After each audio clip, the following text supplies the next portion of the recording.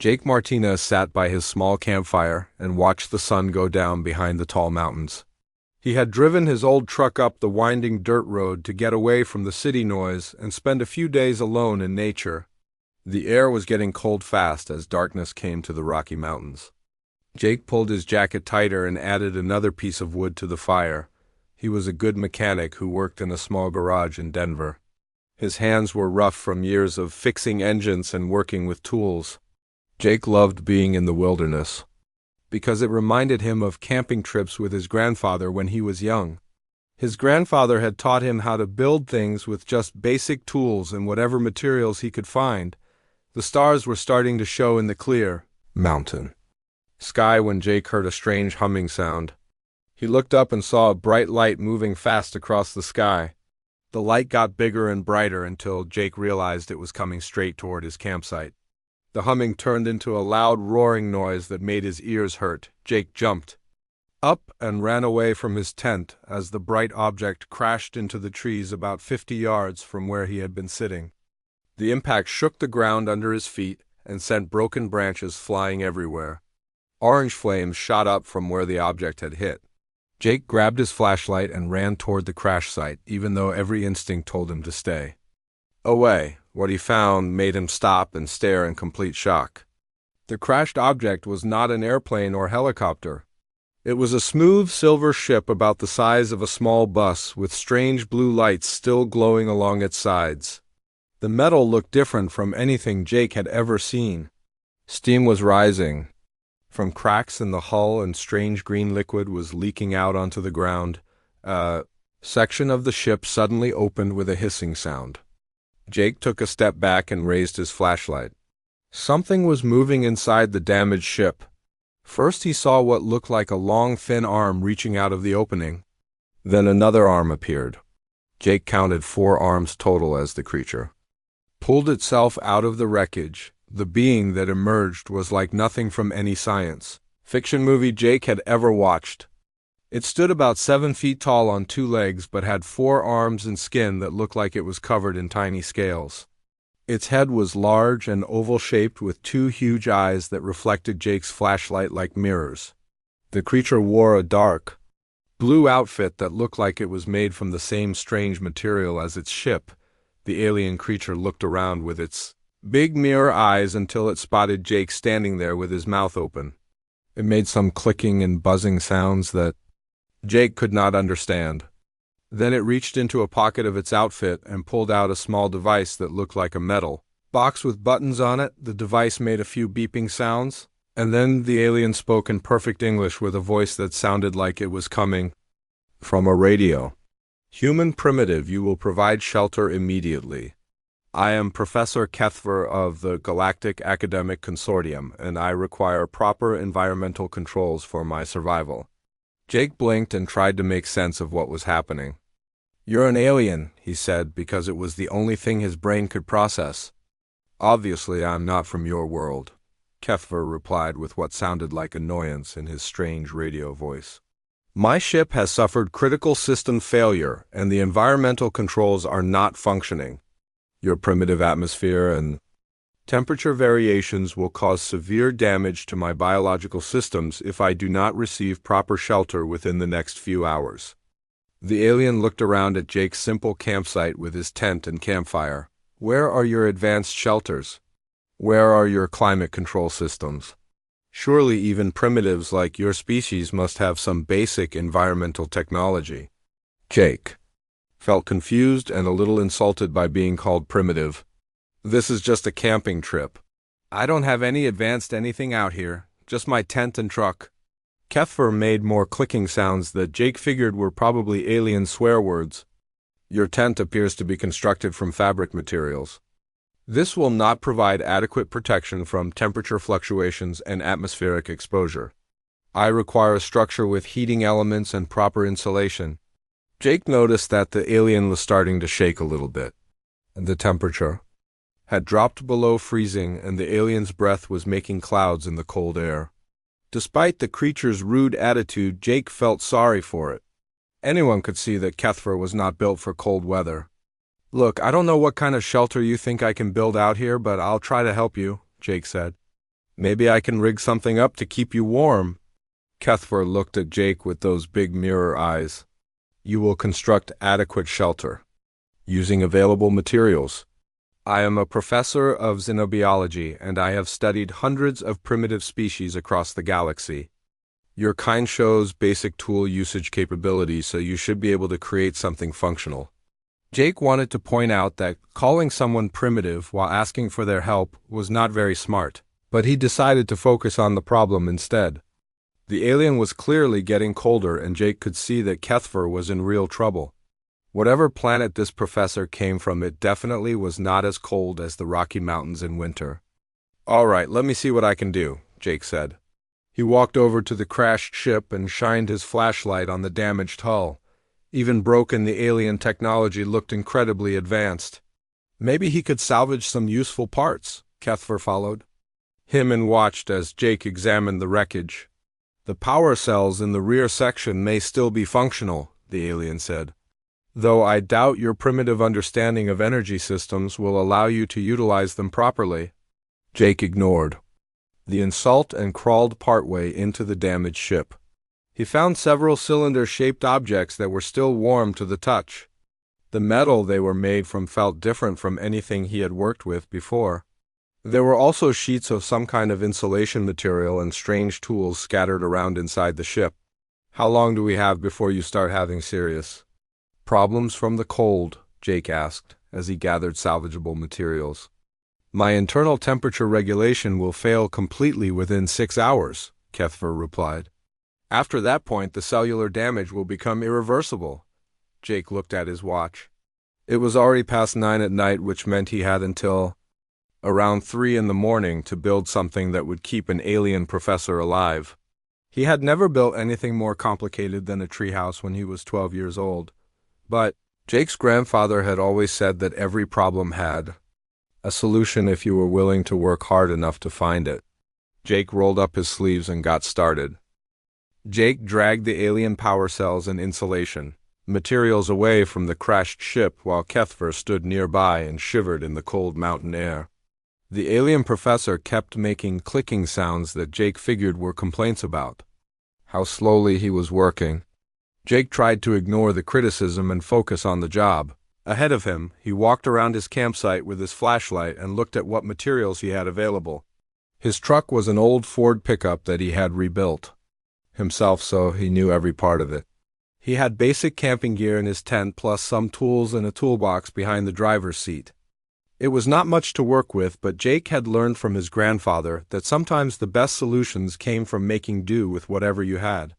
Your methodology appears inefficient, Kethfer said as he watched Jake examine a fallen log near the campsite. Are you planning to construct shelter using organic materials? Wood has poor insulation properties compared to synthetic alternatives. Jake looked up at the alien. Do you want to help, or do you want to keep telling me how wrong? I'm doing everything. Kethfer made more clicking sounds. I am a xenobiology professor, not a construction laborer. My expertise is in studying primitive species, not in manual labor tasks. Well, right now, this primitive species is trying to save your life, so maybe you could be a little more helpful, Jake said. He was getting tired of being called primitive every few minutes. Jake decided to start with the basic structure. He found several fallen logs that were about the right size and started dragging them into position near his campsite. The logs were heavy and wet from the mountain dew, but they would make a good foundation for walls. His grandfather had taught him how to build log structures when they went camping together. The alien power cells were still warm, which meant they were generating heat somehow. Jake carefully examined one of the cylinders and found what looked like connection points on both ends. He did not understand alien technology, but he knew enough about electrical systems to recognize positive and negative terminals when he saw them. Jake went to his truck and got his toolbox. He found some electrical wire and used his wire strippers to prepare connections for the alien power cells. Kethfer watched with growing interest as Jake rigged up a simple circuit that connected 3 of the power cells together. You are attempting to create a heating element using our power storage units, Kethfer observed. The energy output could be dangerous if not properly regulated. I'm being careful, Jake replied as he tested the connections with his multimeter. The power cells were putting out steady voltage, which was a good sign. I just need to figure out how to distribute the heat evenly. Jake remembered helping his grandfather install a wood stove in their cabin when he was 15. The old man had taught him about heat distribution and air circulation. Jake looked around the campsite and spotted some aluminum ducting in the back of his truck that he had bought for a project at work. He cut the ducting into sections with his hacksaw and created a simple system that would carry warm air from the alien power cells to different parts of the shelter he was planning to build. Kethver moved closer to watch as Jake connected the pieces together. Your improvised heating system shows basic understanding of thermodynamics, the alien said, though the efficiency will be poor compared to proper environmental controls. Jake was too busy working to respond to another criticism.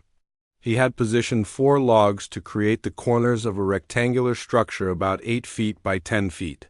Now he needed to stack more logs to create walls that would hold in the heat from his improvised heating system. The work was hard and cold. Jake's hands were getting numb despite his work gloves, and his breath made clouds in the freezing air. Kethver huddled near the campfire and watched as Jake wrestled each heavy log into position.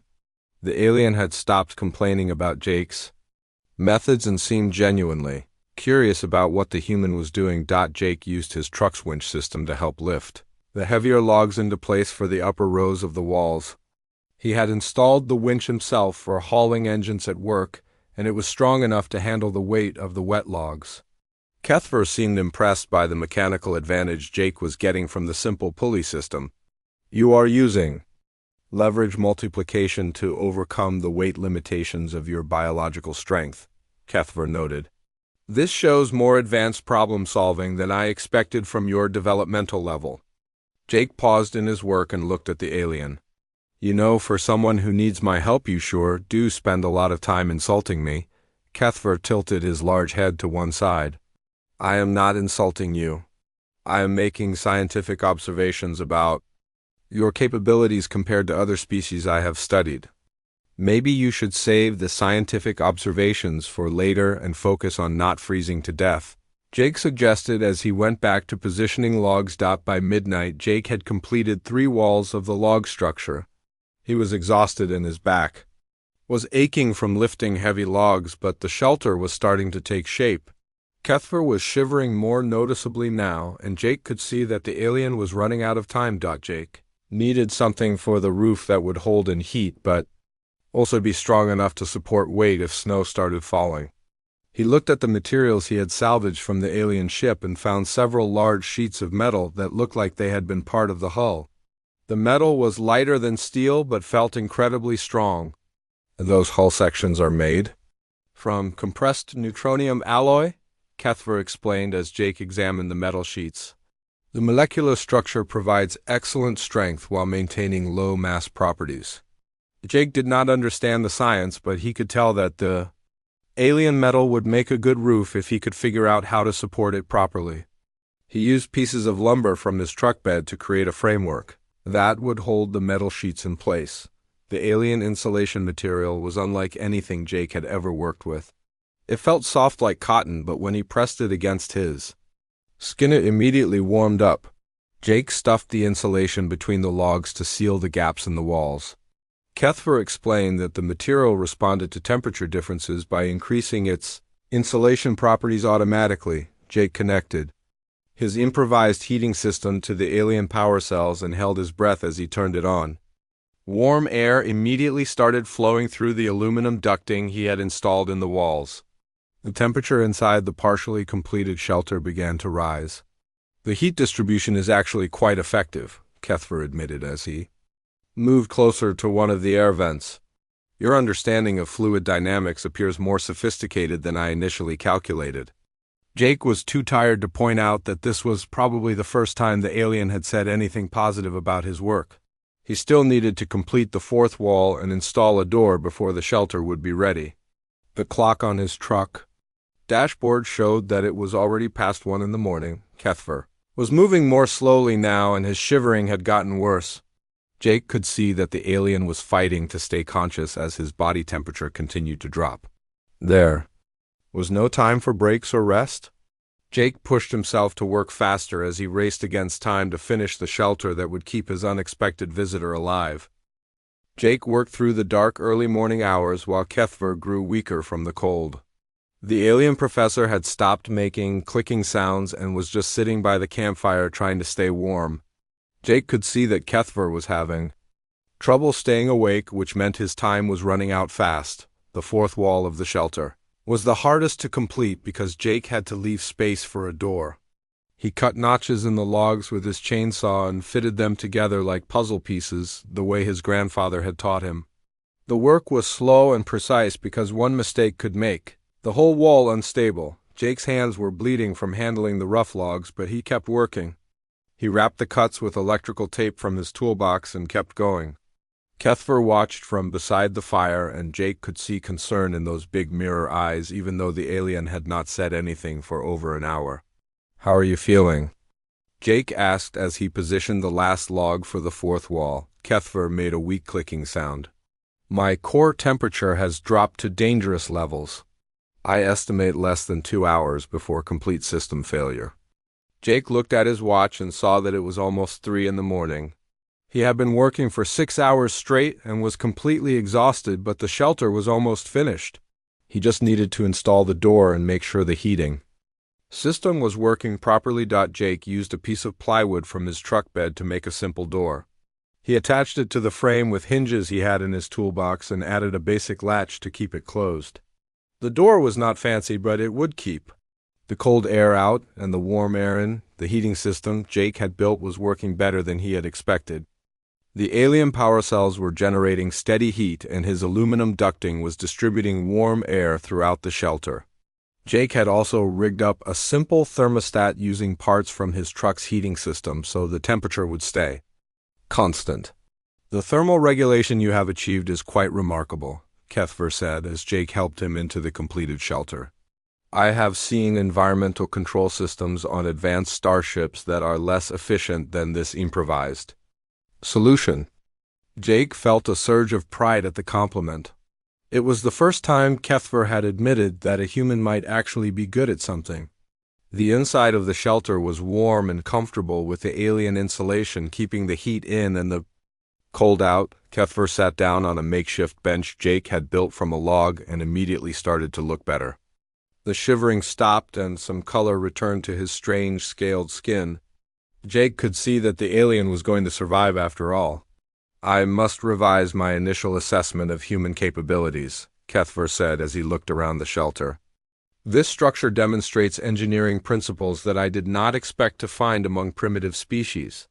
Jake sat down on another log bench and wiped the sweat from his forehead. "Maybe we're not as primitive as you thought." "Indeed," Kethver replied. "Your problem-solving methodology shows adaptability that is rare among the species I have studied. You combined available materials in ways that maximized their effectiveness despite having no formal training in alien technology." Jake looked around at what he had built and felt amazed that it had actually worked. The shelter was warm and dry and would protect them from the mountain weather. He had used logs and metal and wire and alien technology to create something that was better than the sum of its parts. "How did you learn to build structures like this?" Kethver asked. "Do humans receive extensive construction training as part of your educational development?" Jake laughed for the first time since the alien had crashed. "No, I learned from my grandfather when I was a kid. He was a carpenter and he taught me how to work with my hands and how to solve problems using whatever materials you have available." Kethver tilted his large head to one side. "Your grandfather passed knowledge to you through direct instruction rather than formal academic training. This suggests that practical skills are transmitted through family units in your species." "That's how a lot of humans learn," Jake explained. "My grandfather always said that the best way to understand how something works is to take it apart and put it back together. He taught me that every problem has a solution if you're willing to work hard enough to find it. This explains the adaptive behavior I have observed," Kethver said. "Your species appears to value practical knowledge and direct experience over Theoretical understanding? Jake was starting to understand that Kethver was not trying to be insulting when he called humans primitive. The alien professor was just trying to understand how human society worked compared to the other species he had studied. What are other alien species like? Jake asked. Are they all as advanced as you? Kethver considered the question carefully. Most spacefaring civilizations achieve technological advancement through specialization and academic institutions. Individuals focus on narrow areas of expertise and rely on complex social structures to provide for their basic needs. That sounds pretty advanced to me, Jake said. Yes, but it also creates limitations, Kethver replied. When specialists encounter problems outside their area of expertise, they often cannot adapt. They lack the practical skills that would allow them to improvise solutions using available resources. Jake was beginning to see what Kethver meant. So when your ship crashed, you needed someone who could work with their hands and solve problems on the spot? Exactly, Kethver said. A galactic consortium engineer would have superior theoretical knowledge of environmental systems, but would be unable to construct functional shelter using primitive materials and improvised tools. Jake felt proud that his simple human skills had impressed an alien professor who had traveled across the galaxy. He had always thought that his mechanical abilities were nothing special, but apparently they were rare enough to surprise someone who studied different species for a living. Your heating system in particular demonstrates remarkable innovation, Kethver continued. You analyzed the properties of our power cells through observation and experimentation, then created a distribution network that maximizes thermal efficiency. The result exceeds the performance of my ship's original environmental controls. Jake looked at his improvised heating system and realized that Kethver was right. The alien power cells were putting out more heat than they had in the damaged ship, and his aluminum ducting was spreading that heat evenly throughout the shelter. By combining human engineering with alien technology, he had created something better than either could achieve alone.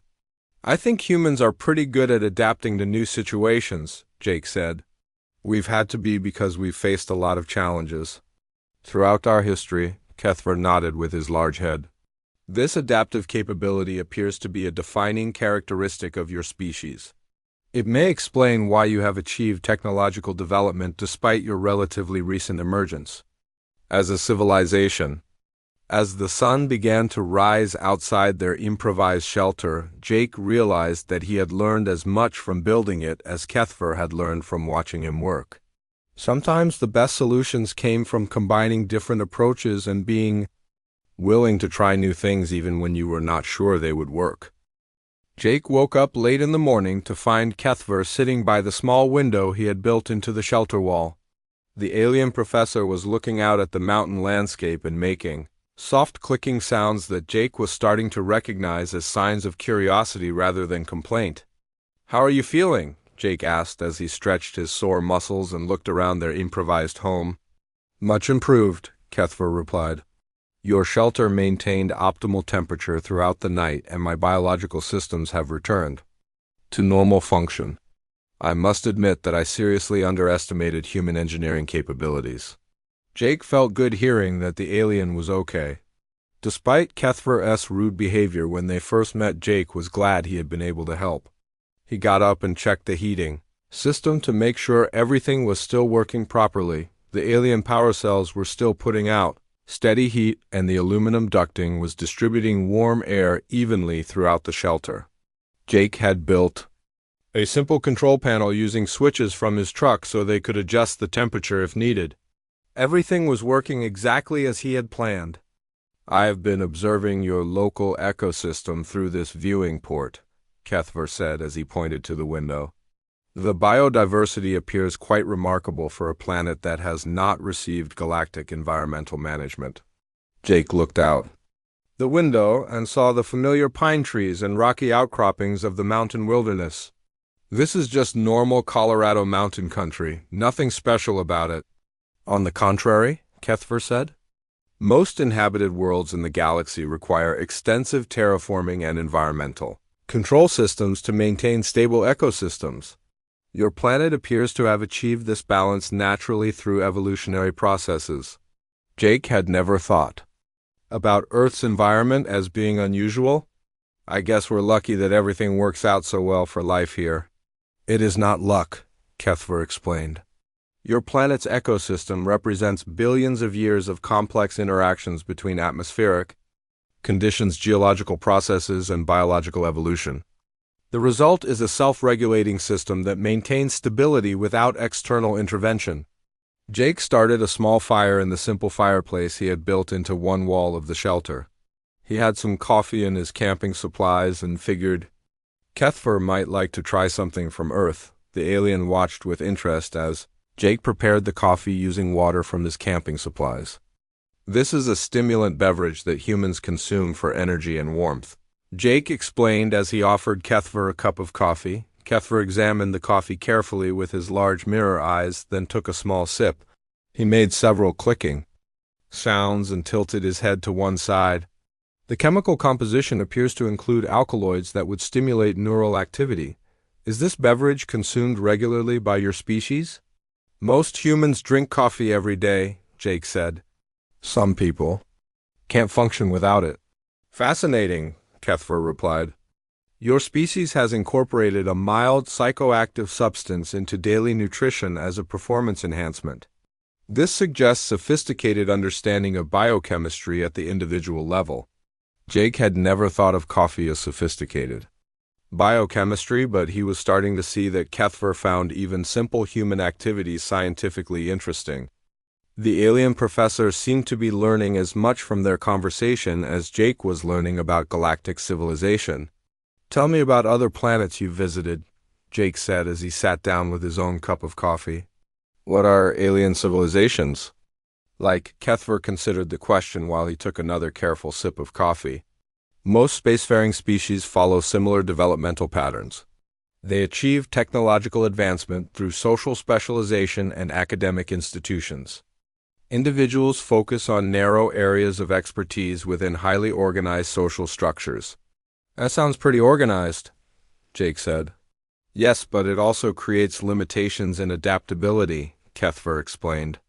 When specialists encounter problems outside their area of training, they often cannot improvise effective solutions. They lack practical skills that would allow them to work with unfamiliar materials or unexpected situations. Jake was beginning to understand why his simple mechanical abilities had impressed the alien professor so much. So, when your ship crashed, you needed someone who could think on their feet and work with whatever was available? Precisely, Kethver said. A galactic consortium engineer would have superior theoretical knowledge of environmental systems, but would be unable to construct functional shelter using primitive materials and improvised tools. Your ability to combine available resources in novel ways demonstrates cognitive flexibility that is rare among advanced civilizations. Jake felt proud that his grandfather's lessons had turned out to be useful for helping an alien visitor. The old man had always said that learning to work with your hands and solve practical problems was more valuable than any amount of book learning. Your heating system continues to outperform the environmental controls from my ship, Kethver continued. The thermal efficiency you achieved through improvised distribution networks exceeds what our engineers accomplished with purpose-built equipment. Jake looked at his simple heating system and realized that sometimes the best solutions were the ones that came from understanding basic principles rather than relying on complicated technology. His grandfather had taught him that most problems could be solved by understanding how things worked and being willing to experiment until you found what worked best. I think humans are good at solving problems because we've had to adapt to survive, Jake said. Our history is full of challenges that forced us to come up with new solutions. This adaptive pressure appears to have selected for cognitive traits that are uncommon in other species, Kethver observed. Your ability to learn through direct experimentation and apply knowledge across different domains suggests neural architecture that prioritizes flexibility over specialization. Jake was not sure he understood all the scientific terms, but he got the basic idea. Humans seem to be different from other alien species because they were good at learning new things and applying them in unexpected ways. What kind of report are you going to write about humans when you get back to your people? Jake asked. Kethver was quiet for a long moment. I must revise my initial assessment significantly. When I arrived, I classified your species as primitive based on your technological development level. However, my observations during this experience have revealed capabilities that challenge standard classification criteria. So we're not as primitive as you thought, Jake said. The term primitive may not be appropriate at all, Kethver replied. Your species demonstrates intelligence that manifests differently from other civilizations. I have studied. Rather than achieving advancement through specialization, you appear to maintain broad practical capabilities at the individual level. Jake realized that this was probably the biggest compliment Kethver could give. The alien professor was actually saying that humans might be special in ways that other advanced civilizations were not. I have been thinking about your heating system, Kethver continued. The principles you applied could be used to improve environmental controls throughout the Galactic Consortium. Your approach to combining different technologies and materials represents innovation that our engineers have not considered. Jake felt amazed that something he had built to solve an emergency problem might actually be useful to advanced alien civilizations. You really think other aliens could learn from what I did? Absolutely, Kethver said. Your methodology demonstrates that practical problem-solving skills may be more valuable than specialized theoretical knowledge in many situations. This has significant implications for how the Galactic Consortium approaches technological development and education. As Jake listened to Kethver talk about galactic implications, he realized that their chance meeting in the mountains might turn out to be more important than either of them had initially understood. 3 days after the crash, Jake and Kethver had settled into a comfortable routine in their improvised shelter. Jake spent his time hunting small game and gathering firewood, while Kethver worked on repairing his emergency communication device using parts from his damaged ship. The alien professor had become much more friendly and helpful once he realized that Jake was not actually primitive. On the morning of the 4th day, Kethver's communication device started making beeping sounds. The alien's big mirror eyes got brighter as he listened to clicking and buzzing noises coming from the device. My rescue ship has received my emergency signal, Kethver announced. They will arrive within 6 hours to retrieve me. Jake felt a strange mix of relief and sadness at the news. He was glad that Kethver would be safe, but he had enjoyed learning about alien civilizations and sharing stories about human culture. Their conversation had taught him things about his own species that he had never considered before. Will you be able to get home okay? Jake asked as he added wood to the fire. Yes, the rescue ship will have full medical facilities and replacement equipment, Kethver replied. Thanks to your shelter, my biological system suffered no permanent damage from exposure to your planetary environment. Jake nodded and continued with his morning routine of checking the heating system and making coffee. He had made improvements to the shelter over the past few days, including a better ventilation system and additional insulation around the windows. Kethver had helped with suggestions about alien materials and their properties. I have been preparing my official report for the Galactic Academic Consortium, Kethver said as he showed Jake a small device that looked like a tablet computer. My initial classification of your species will require significant revision based on observations from this experience. Jake was curious about what Kethver planned to tell his people about humans. What kind of things are you going to say about us? I am recommending that humanity be reclassified from primitive species status to candidate species for galactic contact, Kethver explained. Your adaptive intelligence and practical problem-solving capabilities suggest that humans could make valuable contributions to galactic civilization. Jake felt amazed that his simple camping trip had somehow resulted in aliens deciding that humans were ready for contact with galactic civilization. You really think other aliens would want to meet humans? Absolutely, Kethver said. Your species demonstrates cognitive traits that are rare among spacefaring civilizations. Most advanced species achieve technological development through extreme specialization, which creates individuals who are highly capable within narrow domains but unable to adapt when faced with unfamiliar challenges. And humans are different, Jake said. Remarkably so, Kethfer replied. You maintain broad practical capabilities that allow rapid adaptation to new situations. This trait appears to be distributed throughout your population rather than limited to specialized individuals. Such cognitive flexibility could provide innovative solutions to problems that have challenged the Galactic Consortium for centuries. Jake looked around their improvised shelter and realized that Kethfer was talking about the same qualities his grandfather had tried to teach him. The ability to work with your hands, solve practical problems, and adapt to unexpected situations. He had never thought these simple skills might be valuable to advanced alien civilizations. Around noon, they heard the sound of approaching aircraft. Jake looked out the window and saw 3 sleek silver ships descending toward their campsite. The ships were much larger than Kethfer's crashed vessel and moved through the air without making any noise. The rescue team has arrived, Kethfer announced as he gathered his few remaining possessions. I must warn you that they will be very surprised by what they find here. Jake opened the door of the shelter and walked outside with Kethfer to meet the alien rescue team. The largest ship landed near the crashed vessel while the other 2 remained hovering overhead. A section of the ship opened and 3 aliens similar to Kethfer emerged wearing what looked like environmental suits. The lead alien approached them and made clicking sounds that Jake could not understand. Kethfer responded in the same clicking language, then switched to English so Jake could follow the conversation. This is Jake Martinez, the human who provided assistance after my ship crashed, Kethfer explained to his colleagues. The shelter we have been using was constructed entirely by him using salvaged materials and primitive tools. The other aliens looked at the improvised shelter with obvious amazement. One of them pulled out a device that looked like a scanner and began taking readings of the structure. Jake could hear more excited clicking sounds as they examined his heating system and insulation. The thermal efficiency readings are remarkable, one of the aliens said in English.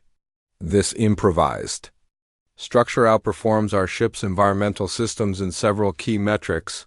Indeed, Kethfer replied. Jake demonstrated engineering capabilities that challenge our standard assumptions about primitive species development. His adaptive problem-solving methodology resulted in innovations that our own engineers have not achieved. Jake felt embarrassed by all the attention, but also proud that his simple shelter had impressed aliens who traveled between the stars. The rescue team spent over an hour examining every detail of the construction and asking Jake questions about his building techniques. Your heating distribution system shows remarkable understanding of thermodynamic principles, one of the aliens told Jake. We would like permission to document your methodology for inclusion in Galactic Consortium engineering databases. Jake agreed to let them record information about the shelter. He was amazed that something he had built to solve an emergency problem might end up being studied by alien engineers throughout the galaxy. When it was time for Kethfer to leave, he approached Jake and made a formal bow that seemed to be an alien gesture of respect. You have my gratitude for preserving my life and my respect for demonstrating the remarkable capabilities of your species. I believe this encounter will mark the beginning of a new relationship between humanity and galactic civilization. Jake shook Kethfer's hand using the human gesture he had taught the alien professor. Good luck getting home safely. Thanks for teaching me about the galaxy and helping me understand what makes humans special. The aliens boarded their rescue ship and lifted off silently into the afternoon sky. Jake watched until the ships disappeared, then looked back at the shelter he had built from logs and alien technology. In 4 days, he had gone from a simple camping trip to playing a role in humanity's first contact with galactic civilization. Jake packed up his camping gear and loaded it into his truck. He left the shelter standing in case any other travelers needed emergency shelter in the mountains. As he drove down the winding dirt road toward civilization, he wondered what changes Kethfer's report would bring to the world. Jake did not know that within a year the first official galactic contact mission would arrive on Earth, He did not know that his improvised heating system would be studied and adapted by alien engineers throughout the galaxy. He did not know that his simple act of helping someone in need had opened the door for humanity to join a vast community of spacefaring civilizations. All Jake knew was that he had learned something important about what it meant to be human. Sometimes, the most valuable skills were the simple ones that his grandfather had taught him. The ability to work with your hands, adapt to new challenges, and help others in need. Those were the traits that had impressed an alien professor and earned humanity a place among the stars. Jake drove home through the mountains thinking about his grandfather and wondering what the old man would have said about aliens and galactic civilization. Probably something practical about how every problem has a solution if you are willing to work hard enough to find it.